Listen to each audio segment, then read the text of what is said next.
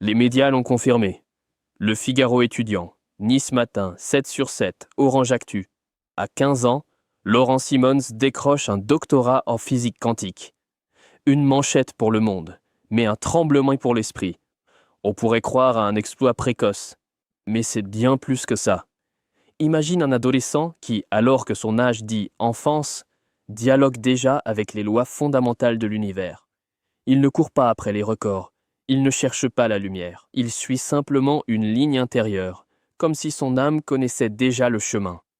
Et lorsqu'il dit sans emphase « Je suis probablement le plus jeune docteur au monde », on comprend que certains êtres ne marchent pas dans le temps, ils marchent dans leur vérité.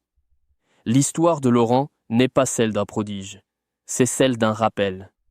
Que l'être humain n'est pas limité par son âge, mais par la croyance qu'il en a. Que la vocation n'est pas un luxe, c'est une nécessité intérieure. Que nos limites ne sont souvent que des habitudes de pensée héritées de ceux qui ont renoncé avant nous. Il nous montre que la passion peut ouvrir des portes que l'éducation traditionnelle n'a même pas encore dessinées. Que la curiosité est un acte de liberté et que lorsque l'esprit se met à aimer quelque chose, il se met à apprendre à une vitesse qui défie toute logique.